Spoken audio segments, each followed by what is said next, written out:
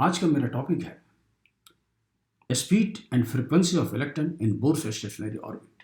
लेकिन इसके पहले मेरा एक रिकमेंडेशन है कि मेरा Bohr model of hydrogen atom, radius of stationary orbit, Bohr radius पर मेरा ऑलरेडी डिटेल लेक्चर है, जिसका लिंक मैंने डिस्क्रिप्शन में डाल दिया है। मेरा रिकमेंडेशन होगा कि आप उसे देख लें ताकि इस लेक्चर के हर पार्ट को समझने में आपको आसानी होगी।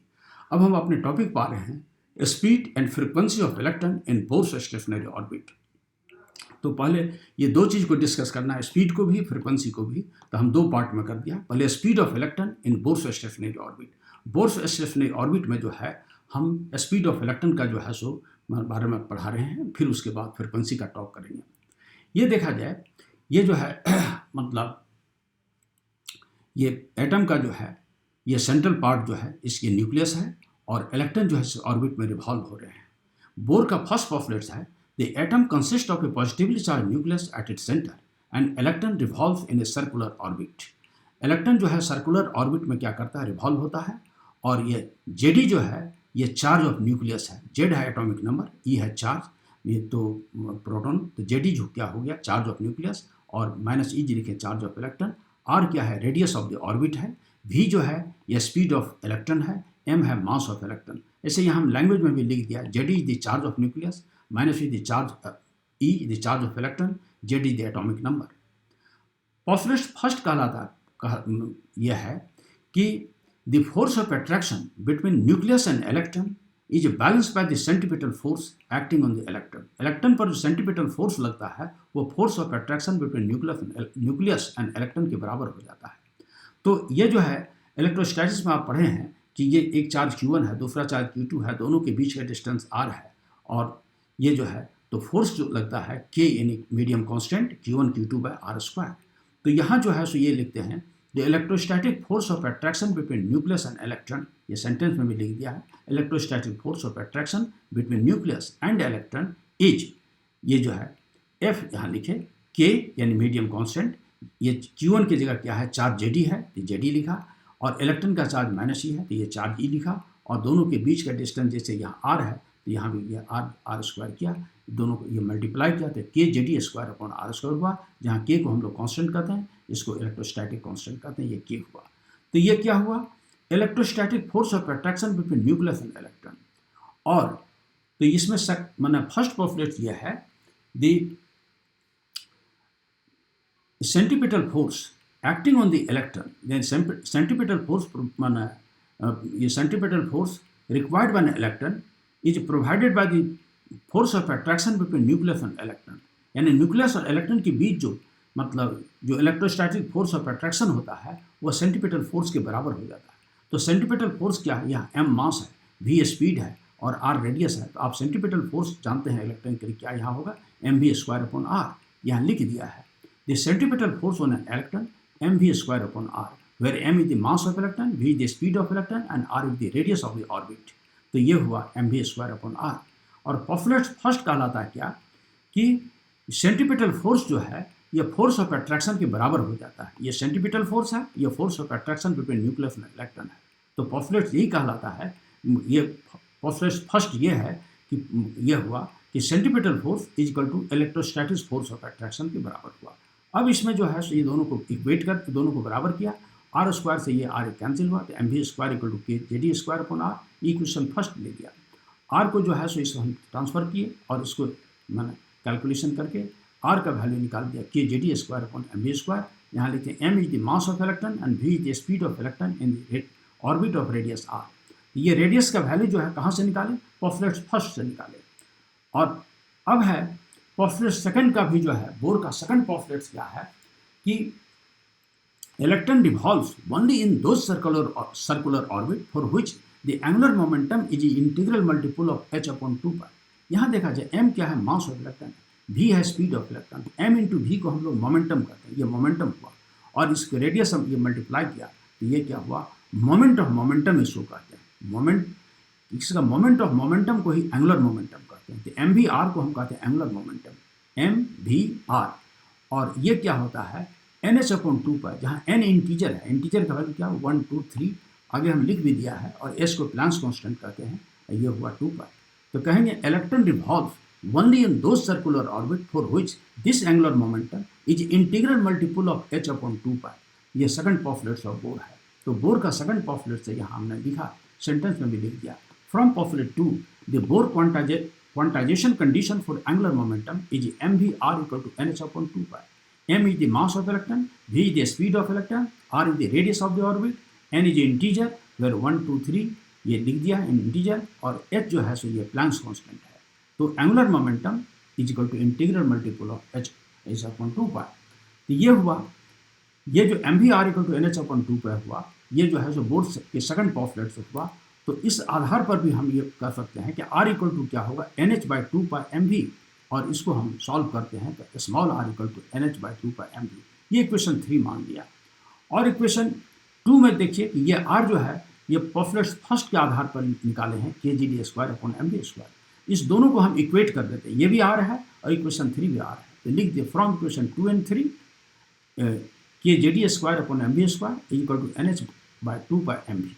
अब दोनों को जो है इसको हम सॉल्व करते हैं, v² से एक भी ये कैंसिल हो जाता है, तो v इक्वल टू हुआ 2 पाई kgd² अपॉन NH, और ये इक्वेशन को 4 मान लिया।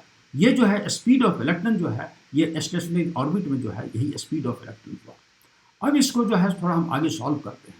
हम हाइड्रोजन एटम की जब बात करते हैं तो z का वैल्यू 1 हो जाता है, और तब यहाँ लिखेंगे for hydrogen atom speed is equal to 2 pi ke² upon NH, और यहाँ जो है हम c को जो है c speed of light in vacuum है, इसको न्यूमरेटर में भी देते हैं और डिनोमिनेटर में भी देते हैं, और ब्रैकेट के अंदर जितने भी यहाँ जो टर्म है ये देखते हैं सभी कांस्टेंट है। 2 तो कांस्टेंट है, पाई है कांस्टेंट, k है इलेक्ट्रोस्टैटिक कांस्टेंट जानते हैं, e है चार्ज ऑफ इलेक्ट्रॉन, c है speed of light in vacuum, h है प्लैंक्स कांस्टेंट। तो ब्रैकेट के अंदर जितने भी टर्म है सभी कांस्टेंट है, और c को जो है यहाँ लिख भी दिया c the speed of light in vacuum.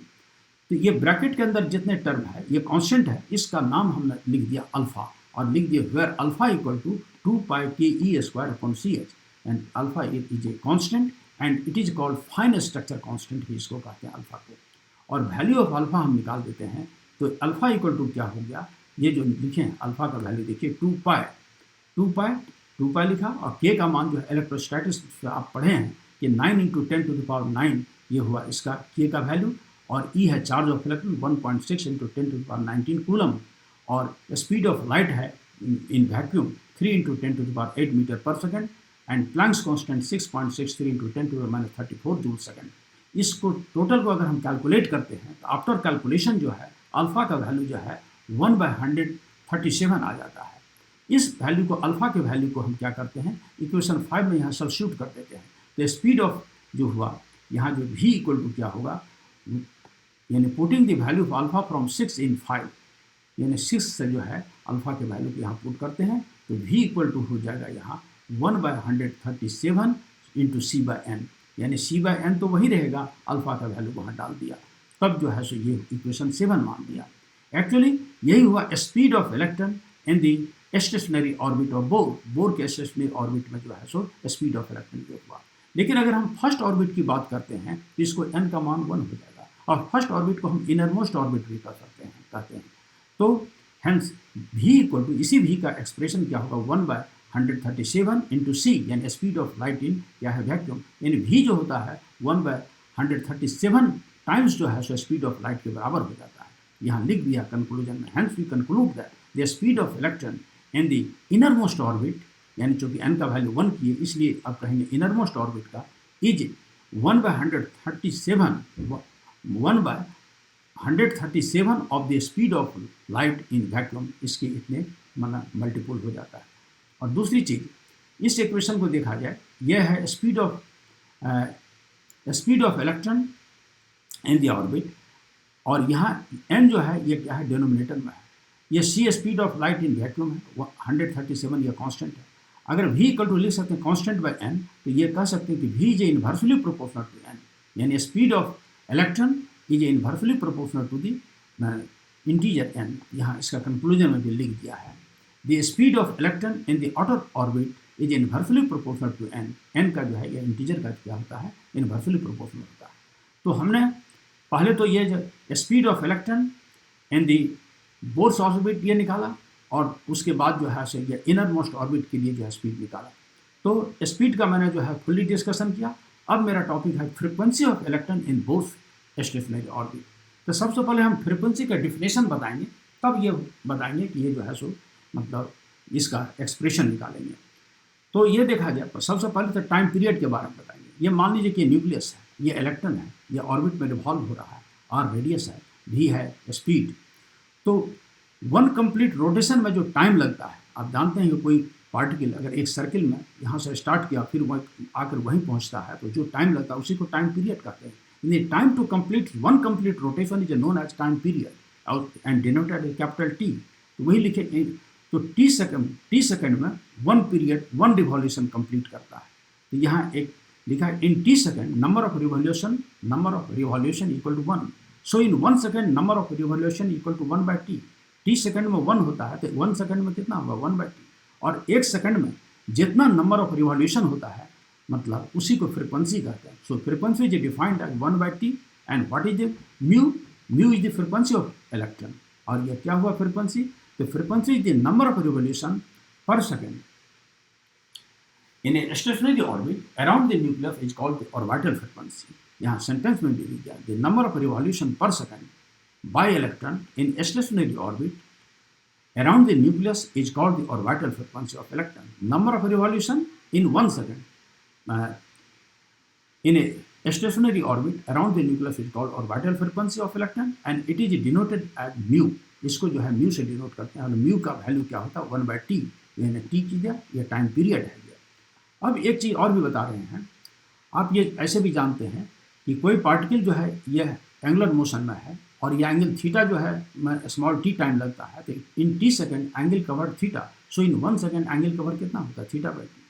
और एक सेकंड में जो एंगल जो बनता है उसको हम लोग क्या कहते हैं एंगुलर स्पीड कहते हैं। सो ओमेगा इक्वल टू क्या हुआ θ/t। So angular speed equal to angular displacement by time. और अगर वन कंप्लीट रोटेशन करेगा तो थीटा का वैल्यू अगर हम 2π दे देंगे और वन कंप्लीट रोटेशन का टाइम जो रोटेशन का टाइम क्या होता है कैपिटल टी होता है। If we put theta for 2π and T ये होगा capital T. So omega equal to 2π/t लिखते हैं। और ओमेगा जो है एंगुलर फ्रिक्वेंसी 2π × 1/t। और अभी आपको तुरंत सिखाया है कि 1/t को हम म्यू कहते हैं, यानी frequency of revolution. So 1/t की जगह हम 2π म्यू लिख सकते हैं। So omega equal to 2π × mu, यानी angular frequency equal 2π × linear frequency, यानी ये हुआ ऑर्बिटल फ्रिक्वेंसी। और आप ये भी जानते हैं कि स्पीड जो है ये पढ़े हैं, speed is equal to radius into angular speed, यानी एंगुलर फ्रिक्वेंसी ये हुआ। तो v equal to r × omega.